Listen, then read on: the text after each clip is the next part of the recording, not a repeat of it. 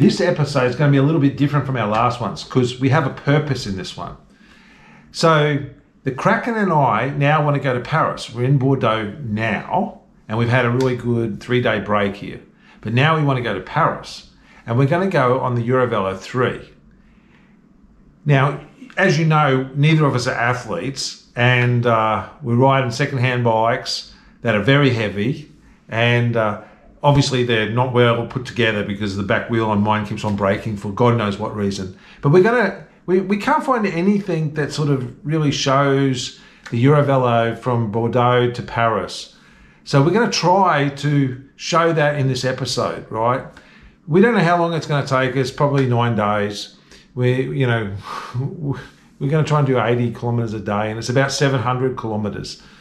But we're not going to be very strict with sticking on we're going to go in the general direction of the EuroVelo, but if it goes off into a muddy field, we're not following it, okay? So we're going to stay on bike paths and semi-paved roads. There'll be no pushing through ploughed fields on this.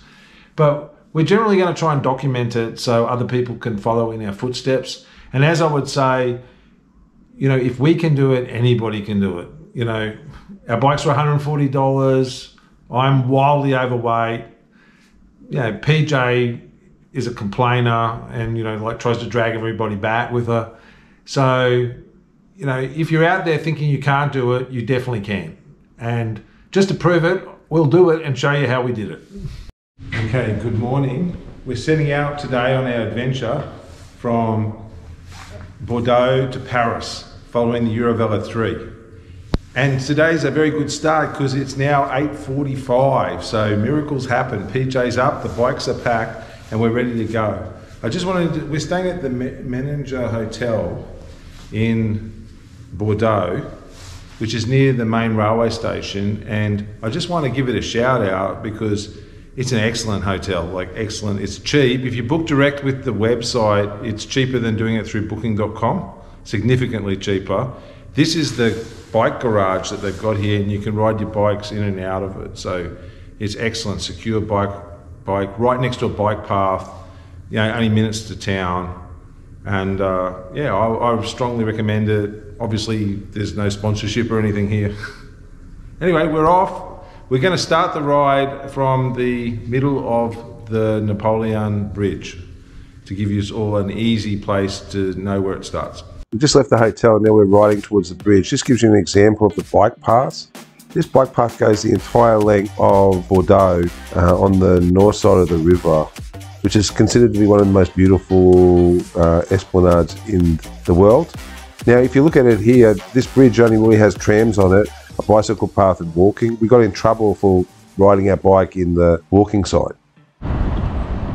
Okay, this is the middle of the Napoleon Bridge, and this is where we're starting our EuroVelo 3.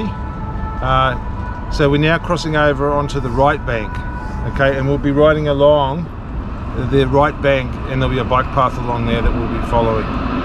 We're aiming for about 80 kilometers today, and we'll be sorry to see the end of Bordeaux. It's been a beautiful city. You could spend a lot more time exploring it. Well, we've set off, and it's really great, as you can see. We're now into the bicycle lane, and that continues as we get onto the other side of the river, and it's really quite excellent. Of course, it's too excellent for it to continue. So this deviation sends us on a bit of a wild goose chase. First we think it's not for us, so we can continue down, but we got down and we found out it was definitely for us, so we head back, and PJ needed a morning coffee, so we had to stop and get the morning coffee, and then we were just cast into a sort of like a maze of trying to get back onto the cycle path. When we got back onto the cycle path, it was fantastic. Okay, we're 9 kilometers out of Bordeaux at the moment. It took us a longer than we thought because they were working on the road on the way out and they closed the bicycle path, and of course didn't give any directions because nobody cares about cyclists. So we just cast into the suburbs. But we got back on the cycle path. It was beautiful, like great cycle path, fantastic. Other than the detour, it was really good. Now we've just come out and we've sort of just come away from the river, 9 kilometers away from Bordeaux. And now we're on this new bicycle path that's going to push us through a forest. La Tresna. Yeah. So we're not sure, but it looks like it's about 14 kilometres long, this bike path. And I think it's an old train line. Okay, so it's lovely.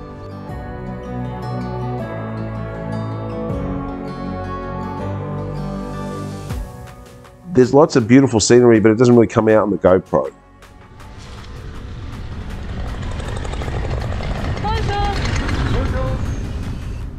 PJ's caressing things. These cycle paths that used to be railway lines are excellent, you know, and they've got all the old railway stations that seem to have been converted into houses along the way.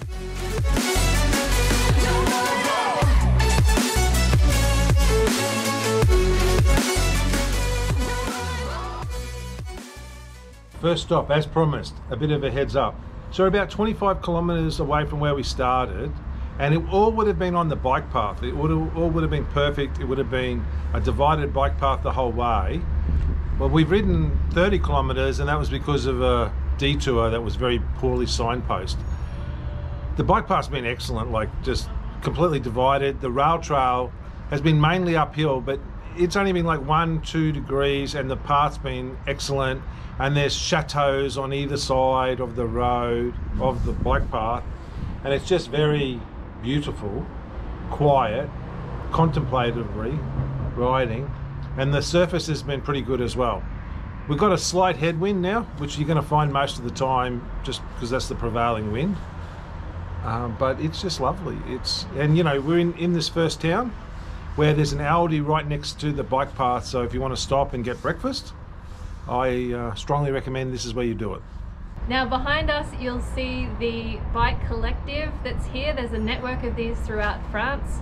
They're a community group based activity where you can go and get your bike fixed. Sometimes you just need to make a contribution to the group and ask them nicely.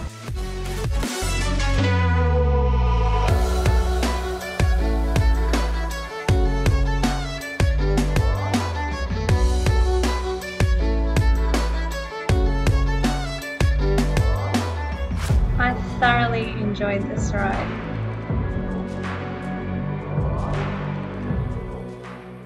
Okay, we've come about 35 kilometres on the bike path, the Greenway, from Bordeaux. We're now about 5 kilometres from Belifont,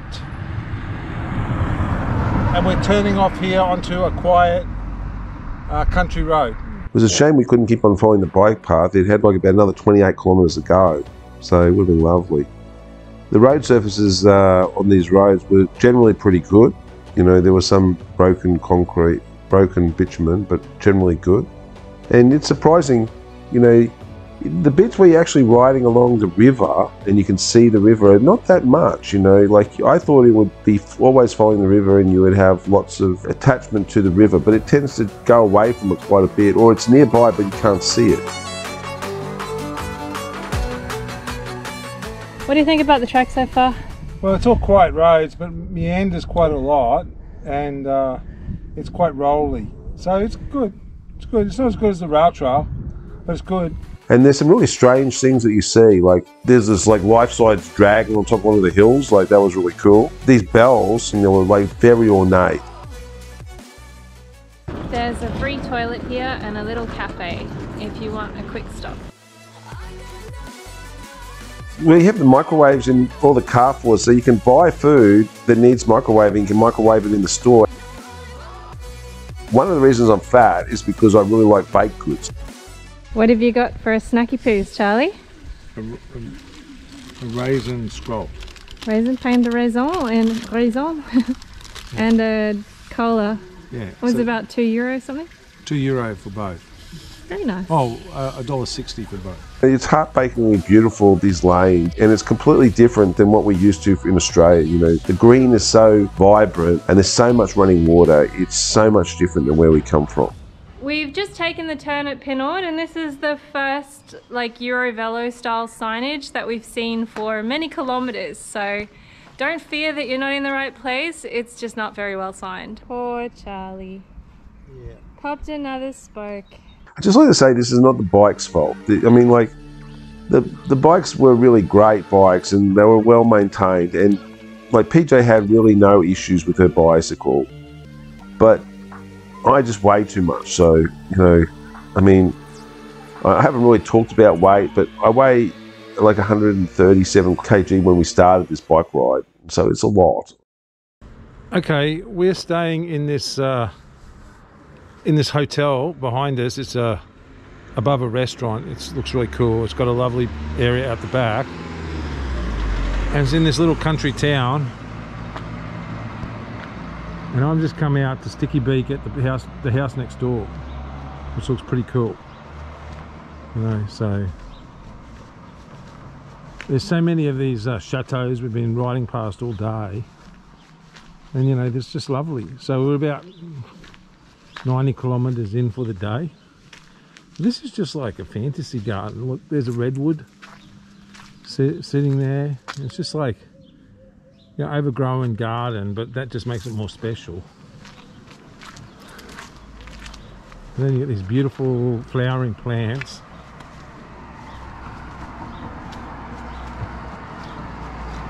And then you've got the inside door. You know, like, looks really cool. I'm sorry, you know, it's completely different than what you get in Australia. So you've got the bell up on the side, so the parents can call the kids. Yeah, so anyway, it's nice, it's quiet. This is the main road. It's got a bit of traffic. Most of the roads we've been on today have like zero traffic.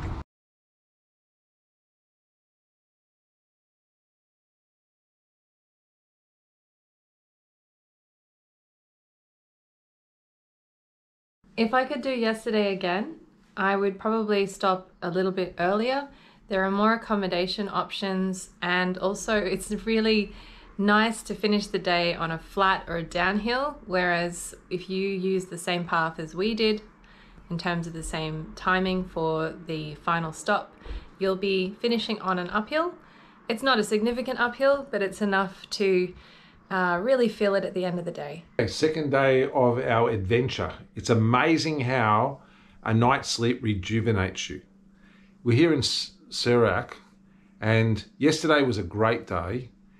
As we talked, the first part was on the cycle path and was very good, and you know, gave you quite a lot of interesting and scenic views, especially of grand houses and chateaus.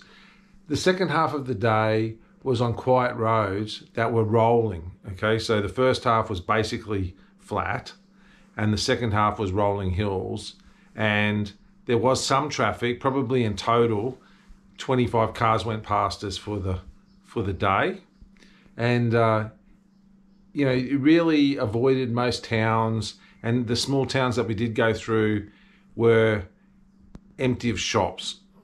Okay, so it was a beautiful day, and I'm hoping for part of that to happen again today. I'm hoping for some cycle path and some quiet roads. A bit of variety is the spice of life. One bit of excitement that happened yesterday, as I was riding along, I heard a couple of bangs, and then the bike became harder to ride. And I looked down, and lo and behold, I'd broken 2 more spokes, and the tyre was rubbing on the brake every rotation. Luckily, like 2 towns later, we found a bike shop and they repaired it straight away, but he also fiddled with the gearing, and now my gearing is not great. Okay, so I can't use the bottom gear, so now I have to ride up the hills in the second bottom gear.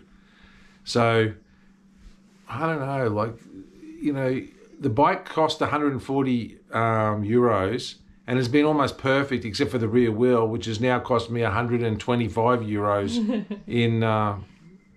in like spokes and getting things done. I also replaced the brakes because, you know, it takes a lot of braking to stop this mass, and I'd worn out the brakes. Look, Google Maps is great. They want to go back to paper maps, but it really has some challenges where he thinks you can go and where you can actually go. We We try to stick to the EuroVelo, but sometimes getting back to it from the hotel is a challenge. Hello, how are we? We're about 1.5 kilometres from the accommodation we stayed at last night at Surak, and if you follow Google, it'll try and take you through an industrial facility that makes refractory material, but if you just go around that, stay on the main road and just come this way, in about 1/2 kilometre you arrive at this bicycle path, which is an old train line. So it's a Greenway train line. This is where we're heading to today. This 78 is a misnomer because, you know, when we invariably it'll be about another 10 kilometres longer than that. But yeah, we're going down the bike path. It'll be really good.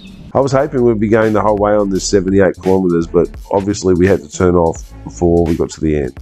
You know, the bike paths are amazing because, like, many times you'll be sitting there riding along and you'll notice the land has fallen away like 10 metres on the other side, and there's quite a few tunnels as well. So while there may be slight gradient changes, it's generally flat and it's just wonderful. Well, there you go, more raisins to pains. Our belly's never going to get any smaller. That is the Intermarché, and that is the cycle path for the EuroVelo 3.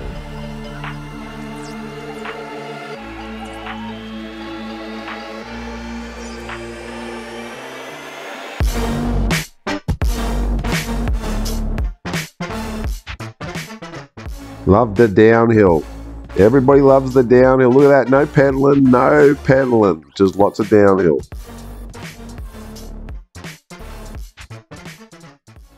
Much to Charlie's dismay, I just had to stop and film this spot. Isn't it beautiful? She's always looking for reasons to stop. Oh, it's so beautiful. She's stopping all the time. I'm always milling around. We've gone past several of these mills, and you know, some of them are full stone mills and some of them have been rendered like this, and the millstones are always sort of sitting outside. They're very pretty, and it must be lovely to sit inside, live inside one of them. It just seems unbelievable. And there's a little side, there's only a section of the flow goes through here and another section goes over there, so you'd have another little stream in your backyard. It's so wonderful.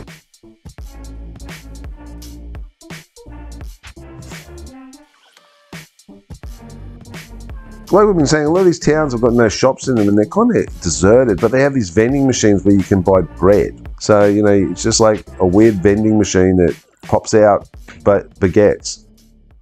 I'm just having a bit of downtime. This is like the one time I stop and have a rest. Just for the record, one of us is ready to go. All the times that she stops, I notice they're not making a video. Hey, another bakery, another raisin to pay.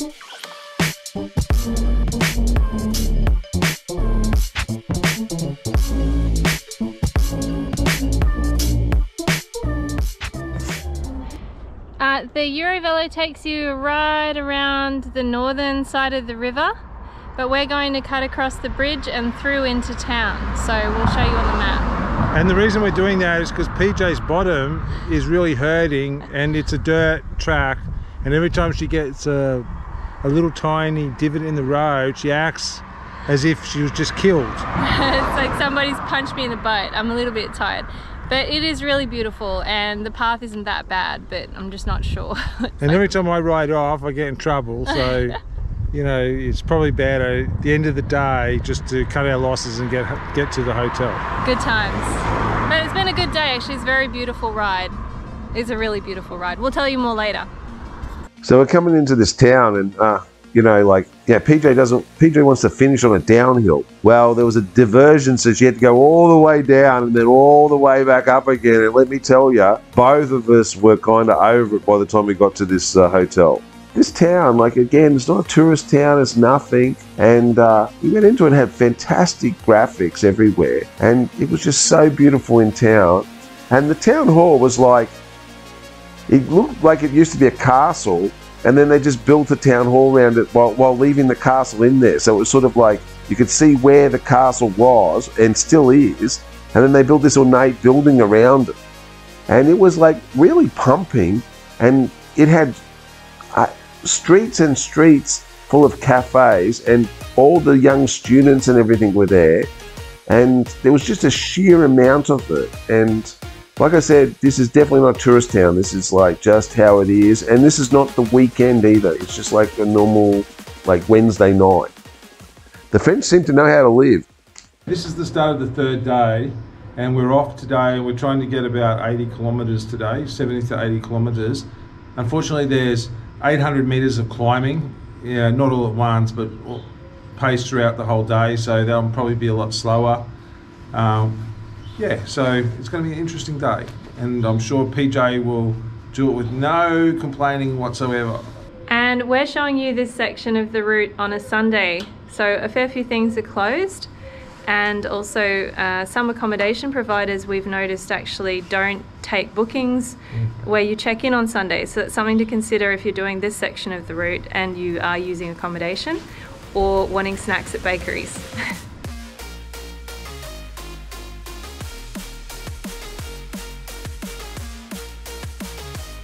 At least there were Sunday markets on. Well, you can put an overlay on it. Google just like takes you weird places, and the EuroVelo is just not very well signposted, even though they say it is. It just isn't.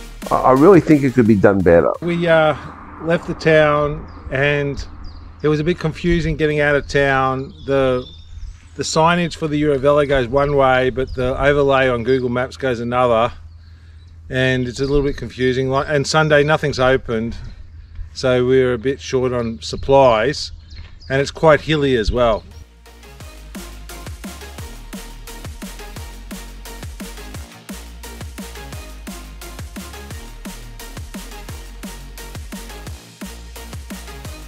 Beautiful. These rail paths are beautiful. Mainly, then, don't seem to be used very much. You know, like we see people, but very few people. I had to stop because my son never rings me. You know, like when he rings me, I'm going to have to stop because, like, oh, I think that something terrible's happened. You know, my son Hamish never calls. Now, just remember, at the beginning of the day, we said that Sunday is a desperate day for food and accommodation, and we told you guys to plan. Well, it looks like we didn't do much planning, let me tell you. About 8 kilometres out from this town, there's a little intersection with really great bicycle signage that sends you south, but you shouldn't take it, you should head north, and the EuroVelo 3 isn't marked. But everything turned out all right in the end, you know, but we learned our lesson.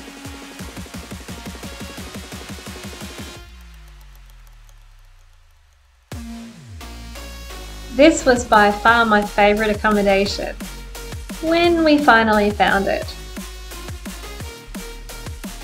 On the way to the accommodation, PJ took us down to somebody else's house. Like, you know, like Google Earth was telling us, oh, this is definitely where you're staying. So we rode down in, there was a big sign saying, don't come down here, it's a private property. And we got down there, it was like a chateau. And we're just riding around, and I'm going, this does not look like where we booked.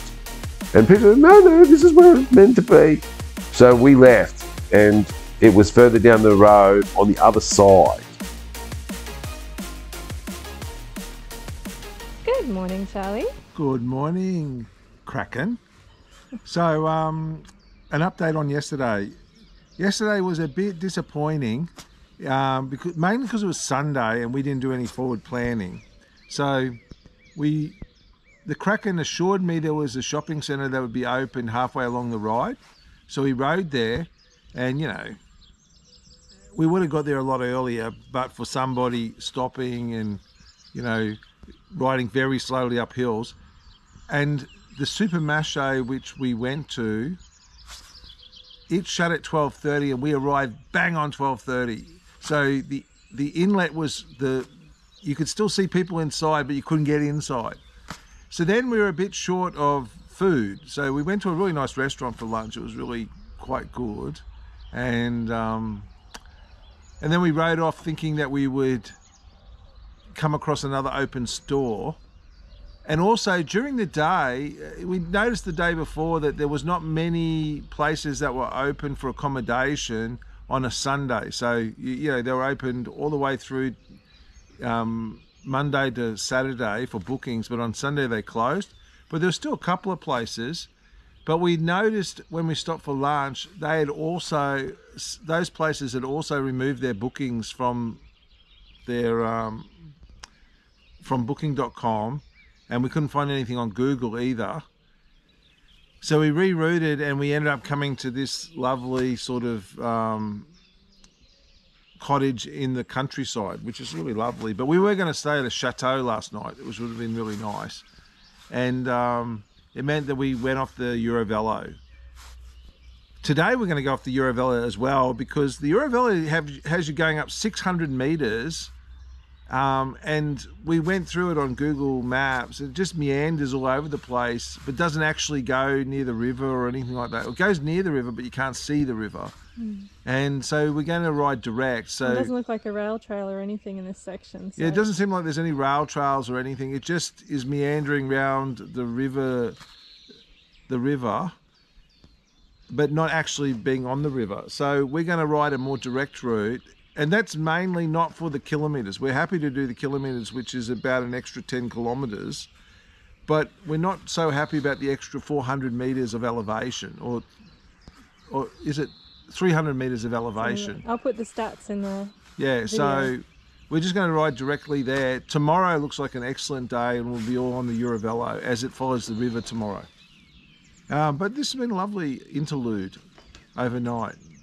You know, and we had no food really for last night as well. So we just ended up, I've got a food bag in my bag, and we just ended up eating all the bits that were left over. So my bag's a bit lighter today. PJ's managed to break a rack. So, you know, I'm sure she's already started moving stuff from her bag into my bag. You know, when I had the broken wheel, which I've got now as well, by the way, I've broken another spoke on my wheel. You know, we couldn't possibly move the wheel from one bike to the other. But when PJ's got a problem, everything's just morphing over into my bag. So anyway, we'll give you updates. But it's a beautiful day. It's cold, but it looks like it's going to be another lovely day. We've really been blessed with weather. I just have to say that the ride itself yesterday, the deviation we took was beautiful. So I'll include some footage. Again, it's hard to get across on the video, and we're not video photographers, how beautiful this place really is. It just is heartbreakingly beautiful. I don't think you get it if you're driving past in a car at like 60 kilometers an hour, but on a bicycle you get time to see it. Okay, we're on a weighbridge. This is a weighbridge, and you can see it in there. They've got the old sliding weights rather than anything digital or anything like that. And when I stand on it, it pops up, so it's still working, and it's all mechanical, and it's all with the weights.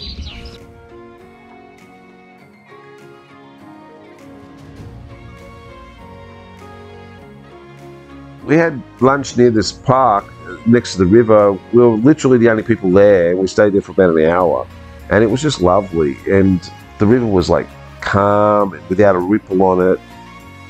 We tried to go via the highway instead of the EuroVelo, thinking it would be faster. It was a terrible road.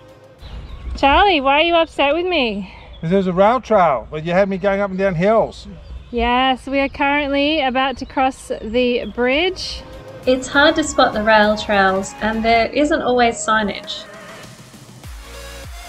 You know, amazingly, these unsealed roads are quite easy to ride on. They're bouncy, but they're quite easy to ride on. They're very hard packed.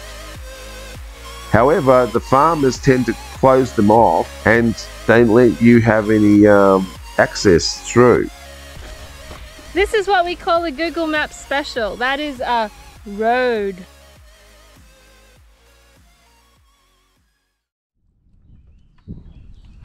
Charlie's gonna open the gate maybe. And then you need to go back quite a long way, so like needs be just throw the bikes over the fence. So graceful. This bike's over.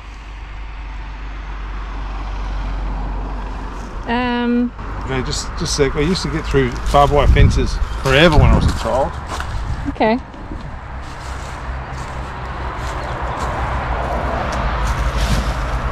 Oh, it does the brambles.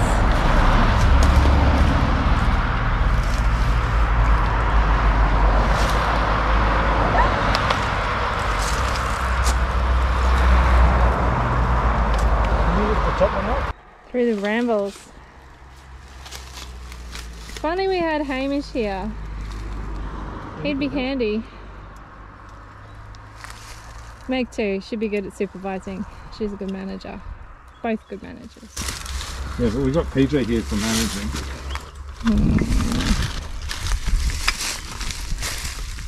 I'm supervising, there's loads of accountability. There's the road we need to get to. Oh, success! Now you get your bike up. What? And bike number 2 is over. A bit more graceful than bike number 1. Yeah. Good job, Charlie. Now I've got to get through the fence. All right.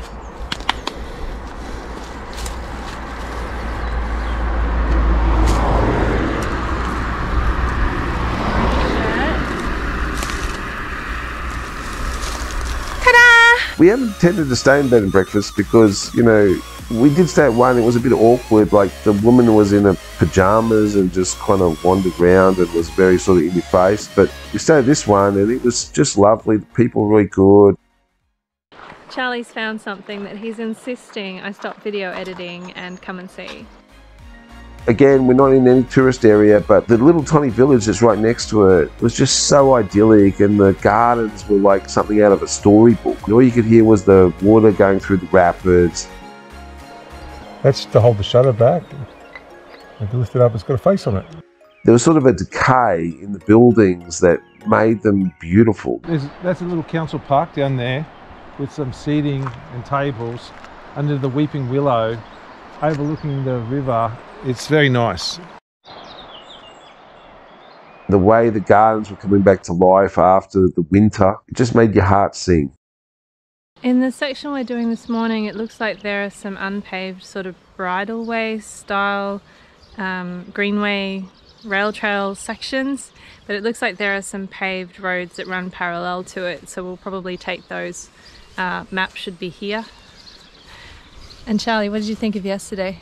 I thought it was really nice, and I would recommend this Riverside B&B. It was really lovely, and it was a lovely location right next to the river. The hosts were really lovely, and all the there's lots of food that they gave you, and it was just very pleasant. Yeah, it was a very nice day yesterday. The only probably downside was the Kraken got a bit lost. True.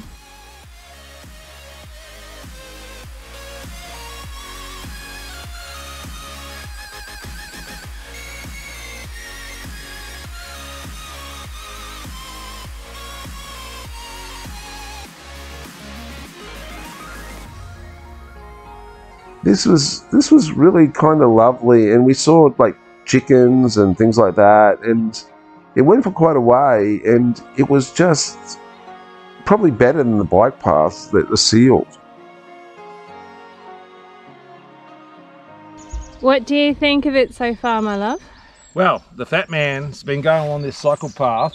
It's a single trail, so it's an old railway line, but it's not sealed, and it's just got a single trail. And as we're going along, I can just feel all my weight bobbing up and down. It's quite enjoyable, actually. And you know, it's just heartbreakingly beautiful. And you know, there's this slow drone of the Kraken, you know, complaining bitterly in the background that it's not sealed. But I think it's lovely, and it's really, the path's better than you would think. But you have to concentrate on where you're going. So, you know, where the wheel's going, because the single track is very narrow. So anyway, it's really good. I think we're on this path for about 20 kilometers, which will be a good workout. Look at that. The flying fat man. This was so smooth. Great riding.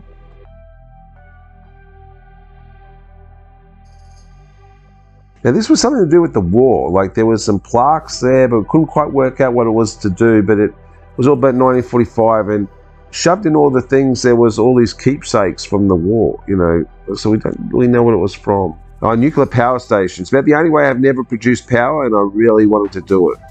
This was another deviation, but we kind of got, you know, shell-shocked with deviations, so we're just now challenging them and writing down. This time it went well, and for the next one it went well as well. They just let us through.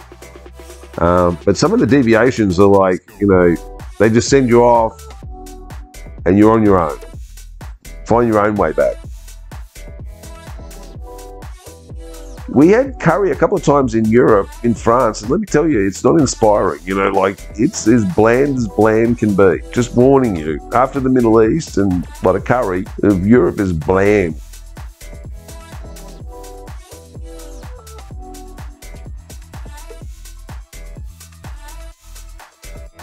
The locals seem friendly. Now, this is another Google Earth. It said, go down here, you can just keep going through, and of course you can't. That's like 3-kilometer deviation, you know. We had to remind ourselves we're doing this for the exercise and the adventure, so it's okay.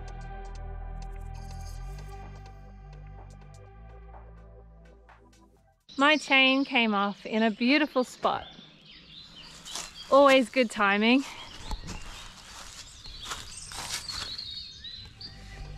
The reason PJ's chain comes off is because he changes the big one with the little one at the same time. It's very irritating.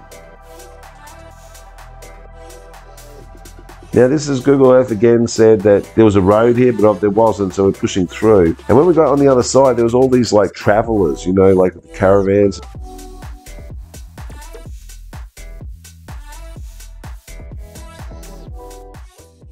The hotel has let us lock our bikes in the backyard. It's not really secure, but it's still not too bad. Pretty secure. It's pretty secure. No one's coming around here. Middle of nowhere. Yeah. I don't think anyone in this sort of industrial area wants to go cycling in a hurry. 2 crappy bikes. No, not with 2 crappy bikes. PJ booked us in the middle of this industrial area, and there was really nothing there, you know, so they have these hotels sometimes that in areas that possibly are not great to stay in, but they're budget orientated.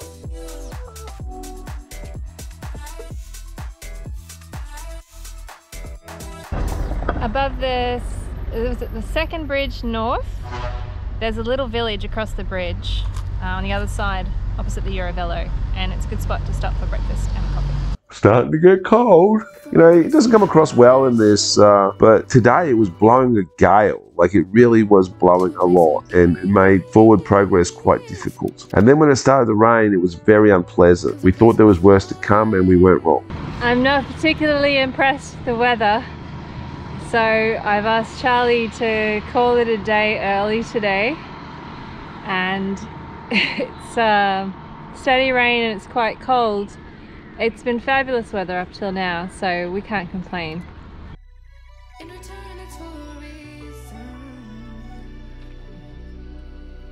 We made it. 13:32. No train at 13:32. It's right there. Okay, I'll just see what else it says. So it looks like the train hasn't been cancelled, they're just going to run it on a different platform. So we're going to have to go over to the other side. Where are we, Charlie? We're at a railway station called Mully. It's about halfway along our day. Our day has been kind of interesting if you think freezing to death is interesting. You know, like, it is quite cold and the rain is very cold. Like, so I was going to continue through because I'm an idiot, but PJ... And you're a polar bear. PJ's like, let's stop, let's catch the train, let's stop, let's catch the train, let's stop, let's catch, and I was weak, and so I went, okay, we'll catch the train. Okay, you know, like, imagine PJ is water and I'm rock. Over time, water always wins, it wears down the rock. And let me tell you, PJ is very insistent and can nag very well. When she decides to, she can break any man with nagging. But is this an advantage of the EuroVelo in this part of the world? Yeah, it's an advantage. Like, we followed the EuroVelo all the way here, and you know, you tend to find that it crisscrosses railway lines either as rail trails or the active railways, because you know, trains aren't good with hills, so you know, there tends to be railway lines around. So this actually, the EuroVelo goes right past here, like maybe 50 feet. So we just pulled in here and then we waited an hour, and it's so cold, like I don't know if I'm going to make it. I think I'll just set up and freeze into a ice block. I mean, it was cold when you're riding, when you stopped, oh my god. I'm wearing everything that I own at the moment. So when we got to tours, basically the only thing I wanted to see was there was like a museum that was an offshoot of the Masons, and they had like masters works in there, masters models and also journeyman's models, and It was amazing. It wasn't huge, but it was like the amount of craftsmanship was just awe-inspiring. And I think both PJ and I could appreciate the workmanship in all the models. This is just a small selection of them, but there was locks and everything. It's a cool town and lots of good bike infrastructure, and the accommodation was good as well. Very interesting. It was right next to the botanical gardens.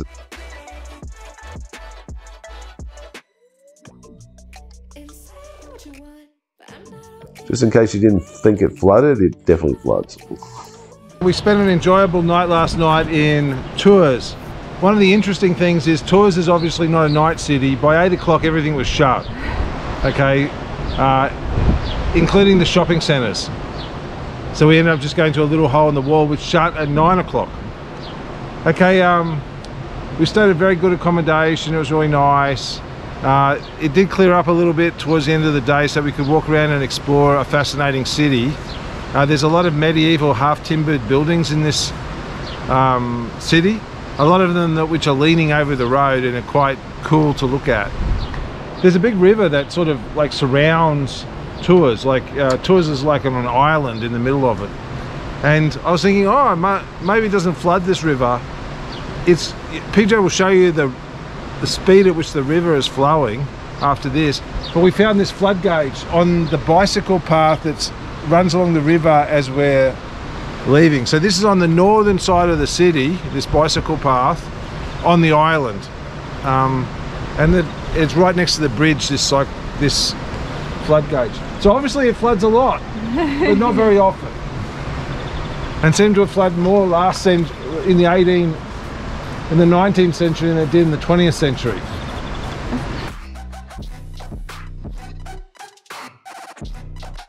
So lovely, like so lovely. Yeah, we were truly blessed to do these sort of rides.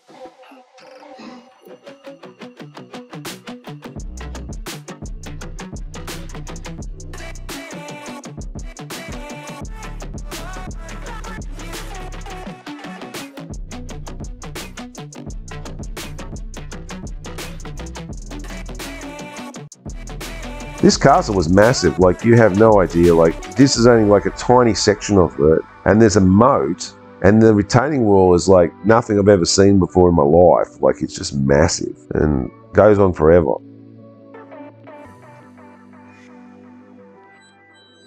We stayed in this lovely little Airbnb style hotel last night. It was fantastic. This was on top of a hill again too. Poor PJ, not getting any luck with the downhill bits. They teach the kids to ride here in classes. We've seen this a few times and it's just really fantastic.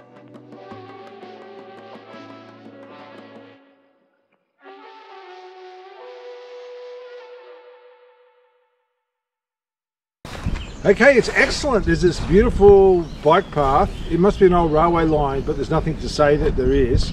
It started around Boyles and we've been on it for about 20 kilometres. There's a little bit of wind.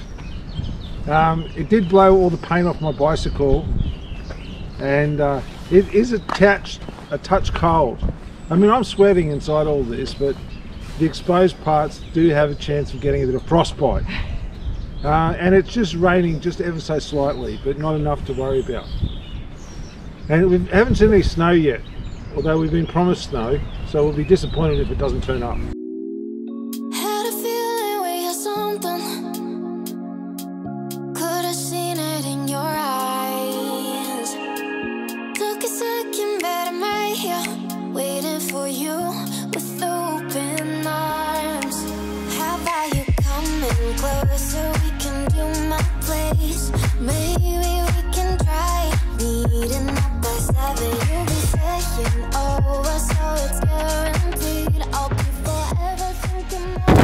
Okay, it's snowing at the moment.